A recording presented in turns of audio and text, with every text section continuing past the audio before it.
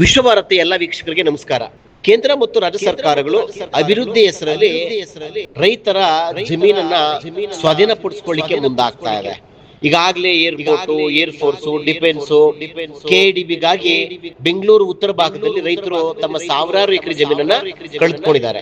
ಇದಕ್ಕೆ ಹೊಸ ಸೇರ್ಪಡೆ ಬೆಂಗಳೂರು ನಗರ ಜಿಲ್ಲೆ ಯಲಹಂಕ ತಾಲೂಕಿನ ರಾಜಾನಕುಂಟೆ ಬೆಟ್ಟಲ್ಸೂರು ಮಾರ್ಗವಾಗಿ ಸುಮಾರು 8 ಕಿಲೋಮೀಟರ್ ವ್ಯಾಪ್ತಿಯಲ್ಲಿ ನೂರಾರು ಎಕರೆ ಜಮೀನನ್ನು ಸ್ವಾಧೀನಪಡಿಸಿಕೊಳ್ಳಿಕ್ಕೆ ಮುಂದಾಗಿರೋದು ರೈತರ ಆಕ್ರೋಶಕ್ಕೆ ಕಾರಣ ಆಗ್ತಾ ಇದೆ. ಇದರ ವಿರುದ್ಧ ಬೆಟ್ಟಲ್ಸೂರು, ತಿಮ್ಮಸಂದ್ರ ಸುತ್ತಮುತ್ತ ಇರ್ತಕ್ಕಂಥ ರೈತರು ಅನೇಕ ಹೋರಾಟಗಳು ಮಾಡ್ತಾ ಇದ್ದಾರೆ. ಯಾವ ಕಾರಣಕ್ಕೂ ಜಮೀನನ್ನ ಕೊಡಲ್ಲ, ಪ್ರಾಣ ಬೇಕಾದ್ರೆ ಬಿಡ್ತೀವಿ, ಜಮೀನನ್ನ ಬಿಟ್ಕೊಡಲ್ಲ ಅಂತ ಹೇಳಿ ಆಕ್ರೋಶವನ್ನು ವ್ಯಕ್ತಪಡಿಸ್ತಾ ಇದ್ದಾರೆ. ಈ ಬಗ್ಗೆ ಬೆಟ್ಟಲ್ಸೂರು, ತಿಮ್ಮಸಂದ್ರ ಭಾಗದಲ್ಲಿ ನಮ್ಮ ರಿಪೋರ್ಟರ್ ಒಂದು ಪ್ರತ್ಯಕ್ಷ ವರದಿ ನಡೆಸಿದ್ದಾರೆ. ಬನ್ನಿ ನೋಡೋಣ. ಕೃಷಿ, ಭಾರತ ಕೃಷಿ ಪ್ರಧಾನ ದೇಶ. ದೇಶದ ಆರ್ಥಿಕತೆ 70% ಆದಾಯ ಬರೋದು ಕೃಷಿಯಿಂದ, ಕೃಷಿ ಉತ್ಪನ್ನಗಳಿಂದ, ಕೃಷಿಕರಿಂದ. ರೈತನನ್ನು ದೇಶದ ಬೆನ್ನೆಲುಬು ಅಂತಾರೆ. ಆದರೆ ಕೇಂದ್ರ ಸರ್ಕಾರ, ರಾಜ್ಯ ಸರ್ಕಾರ ಕೃಷಿಕನ ಮೇಲೆ, ಕೃಷಿಕನ ಬೆನ್ನುಮೂಳೆ ಮುರಿತಕ್ಕಂಥ ಕೆಲಸ ಮಾಡ್ತಾ ಇದೆಯಾ?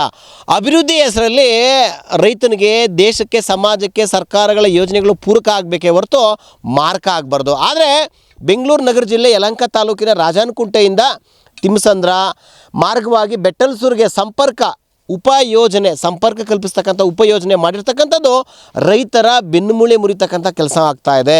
ಈಗಾಗಲೇ ದೊಡ್ಡಬಳ್ಳಾಪುರ, ದೇವನಹಳ್ಳಿ, ಹೊಸಕೋಟೆ, ಚಿಕ್ಕಬಳ್ಳಾಪುರ, ಗೌರಿಬಿದನೂರು ತಾಲೂಕು ಹೆಡ್ ಕ್ವಾರ್ಟರ್ಗಳನ್ನು ಸಂಪರ್ಕ ಕಲ್ಪಿಸ್ತಕ್ಕಂಥ ರಸ್ತೆಗಳು ಇದೆ, ರೈಲ್ವೆ ಹಳಿಗಳಿದೆ.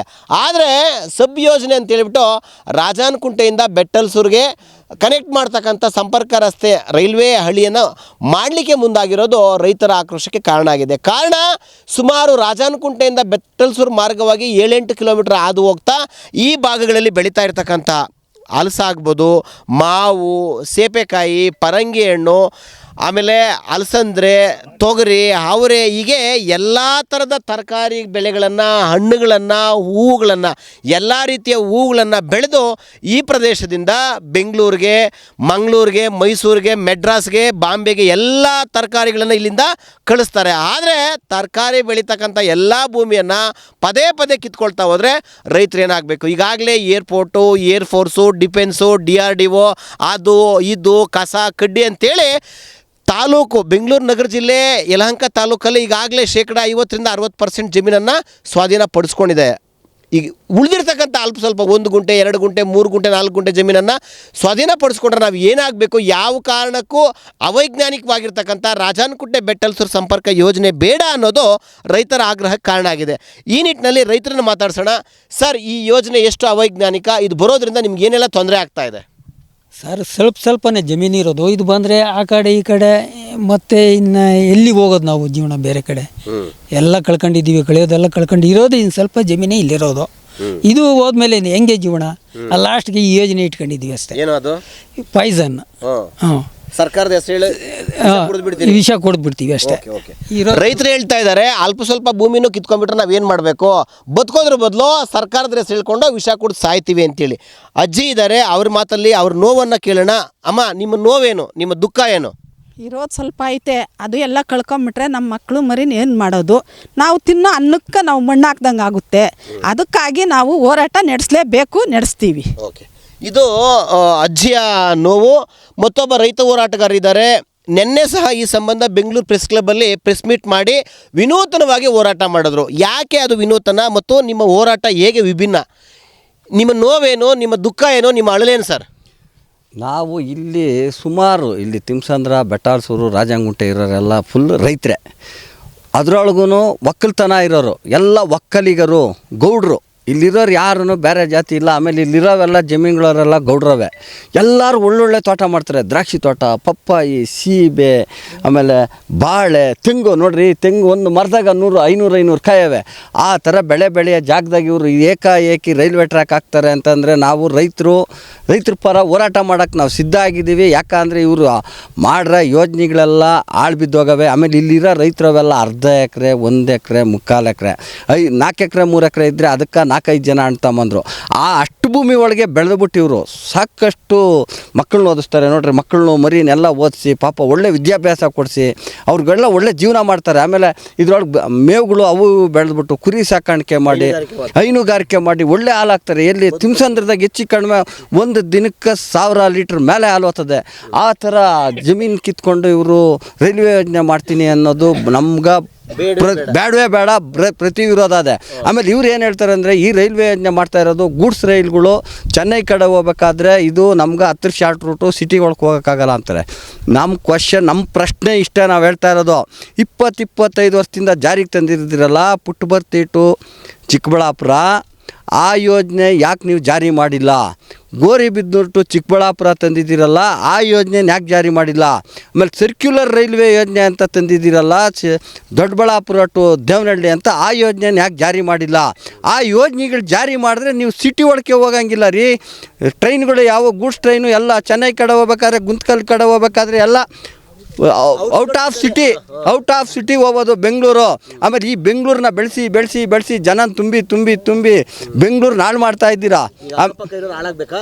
ಇದರಿಂದ ಈ ಬೆಂಗಳೂರಿಗೆ ಟ್ರೈನು ಆ ಟ್ರೈನು ಈ ಟ್ರೈನು ಅಂತ ಹಾಕ್ಬಿಟ್ಟು ಬೆಂಗಳೂರು ಜನನ ಹಾಳು ಮಾಡ್ಬೇಕು. ನಾವು ಹಾಳು ಮಾಡೋಕ್ಕೆ ಇವರು ಸರ್ಕಾರಗಳು ಇದ್ದಾವೆ ಏನು. ಆಮೇಲೆ ಅಭಿವೃದ್ಧಿ ಮಾಡೋಕ್ಕೆ ಬೆಂಗಳೂರು ಒಂದೇ ಬೇಕಾ ಇವ್ರಿಗೆ?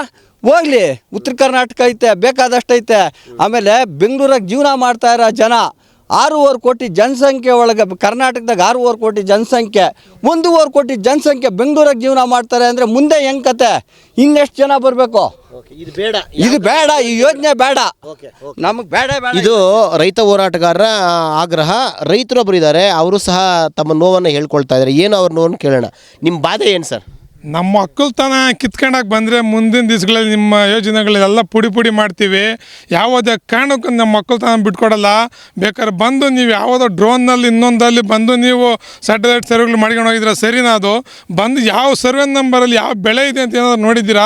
ಇದು ಏನಾದರೂ ನೀವು ಮಾಡಿರೋ ಯೋಜನೆಯಲ್ಲಿ 1 ಎಕರೆ ಬರಡು ಭೂಮಿ ಇದ್ದರೆ ನಿಮಗೆ ನಾವು ನಿಮಗೆ ನಾವು ದಾರಿ ಅರ್ದು ಕೊಡ್ತೀವಿ. ಆ ಭೂಮಿನ 1 ಎಕರೆ ಏನಾದರೂ ನಿಮಗೆ ಏನಾದರೂ ನಾವು ಬರಡು ಭೂಮಿ ಇದ್ದರೆ ಎಲ್ಲ ಪಪ್ಪಾಯ ಕೃಷಿ, ದಾಳಿಂಬೆ, ತೆಂಗು, ಅಡಿಕೆ, ಬಾಳೆ, ದ್ರಾಕ್ಷಿ ಎಲ್ಲ ಕೃಷಿಕವಾಗಿ ಚೆನ್ನಾಗಿ ಬೆಳೀತಕ್ಕಂಥ ಬೆಳೆಗಳಲ್ಲಿ ನೀವು ನಾಳೆ ದಿವಸ ಬೆಂಗಳೂರು ಈ ಮಾದರಿ ಬೆಳ್ಕೊಂಡು ಹೋಗ್ತಾಯಿಲ್ಲ.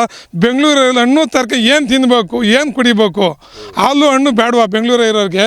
ಅಂಥದ್ನಲ್ಲಿ ಇವತ್ತು ನಾವು ಇರೋದನ್ನೆಲ್ಲ ನಮ್ಮ ಹಿರಿಯರು ಮಾರ್ಕೊಂಡು ಸ್ವಲ್ಪ 10 ಗುಂಟೆ 20 ಗುಂಟೆ ಉಳ್ಸ್ಕೊಂಡ್ರೆ ಭೂಮಿಗಳಲ್ಲಿ ಬಂದು ನೀವು ಕಿತ್ಕೊಂತ ಇದ್ದೀರಲ್ಲ. ಬೆಂಗಳೂರು ಜನಗಳಿಗೆ ನಾವೇನು ಕೊಡಬೇಕು, ಏನು ತಿಂತೀರಾ? ಯಾವ ಕಾರಣಕ್ಕೂ ನಾವು ಬಿಡಲ್ಲ. ನೋಡ್ರಿ, ಈಗ ಅಲ್ಲೇ ಸರ್ಕಾರಕ್ಕೆ ಅನುಕೂಲಕ್ಕೆ ಇಡೀ ರಾಜ್ಯದ ರೈತರು ಜಮೀನು ಕೊಟ್ಟಿಲ್ಲ ಅಂತೇನಲ್ಲ. ಈಗ ಮಾಡ್ತಿರೋಂಥ ಅಯೋಗ್ಯ ಕೆಲಸನ ರಾಜಕೋಟೆಯಿಂದ ಬೆಟ್ಟಲ್ಸೂರು ಏನೊಂದು 10 ಕಿಲೋಮೀಟ್ರೇನೋ ಬರುತ್ತೆ. ಅದು ಯಾವುದೇ ಅನುಕೂಲತೆ ಥರ ಅಲ್ಲ. ಈಗ ಅಲ್ಲೇ ಗುಂಡ್ಕಲ್ಗೆ ಹೋಗೋದು, ಮಹಾರಾಷ್ಟ್ರ ಆಂಧ್ರಕ್ಕೆ ಹೋಗೋಕ್ಕೆ ಈಗಲೇ ಟ್ರೈನ್ ಮಾರ್ಗನ ನಮ್ಮ ಜಾಗದಲ್ಲೆಲ್ಲ ಕೊಟ್ಟಿದ್ವಿ. ಈಗಾಗಲೇ 20 ವರ್ಷದಿಂದ ಕೆಲಸ ಮಾಡ್ರೆ ಅದೇ ಜಾಗನ ಇನ್ನೂವರೆಗೂ ಮಾಡೋಕ್ಕಾಗಿಲ್ಲ. ಅದೆಲ್ಲ ಹಾಳು ಬಿದ್ದಿದೆ.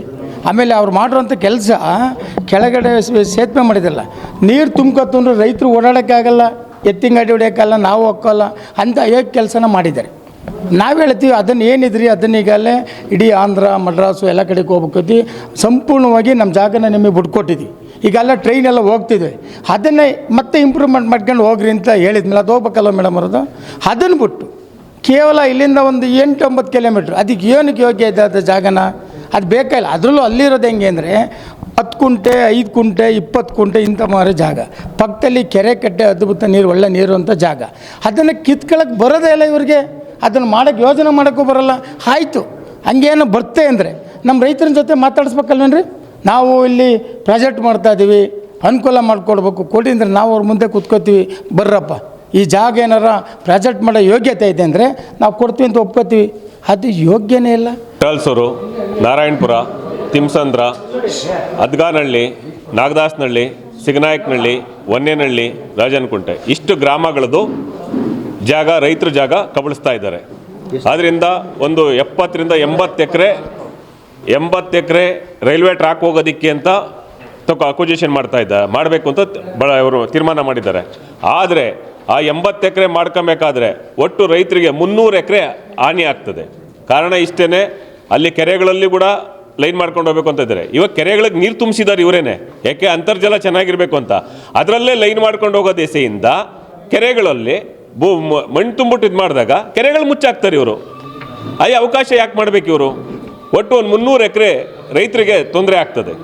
ರೈತ ವಿರೋಧಿ, ಜನಪರ ವಿರೋಧಿ, ಕಾಳಜಿ ಇರ್ತಕ್ಕಂಥ ಕೆಲಸ ಮಾಡಿದ್ರೆ ಮಾತ್ರ ಸರ್ಕಾರಗಳು ಅಸ್ತಿತ್ವಕ್ಕೆ ಬರ್ಲಿಕ್ಕೆ ಸಾಧ್ಯ, ಆಳ್ಲಿಕ್ಕೆ ಸಾಧ್ಯ. ಇಲ್ಲದೆ ಹೋದರೆ ರೈತರು ತಿರುಗಿ ಬೀಳ್ತಾರೆ, ನಿಮ್ಮನ್ನು ಒದ್ದು ಓಡಿಸ್ತಾರೆ. ಆ ರೀತಿ ಆಗಬಾರ್ದು ಅಂದರೆ ಈ ಅವೈಜ್ಞಾನಿಕವಾಗಿರ್ತಕ್ಕಂತಹ ರಾಜಾನಕುಂಟೆ ಬೆಟ್ಟಲ್ಸೂರು ಉಪಸಂಪರ್ಕ ಯೋಜನೆನ ಕೈ ಬಿಡೋದು ಒಳ್ಳೆಯದು. ಶಶಾಂಕ್ ಜೊತೆ ಸುರೇಶ್ ಬಾಬು, ವಿಶ್ವಭಾರತಿ, ಯಲಹಂಕ.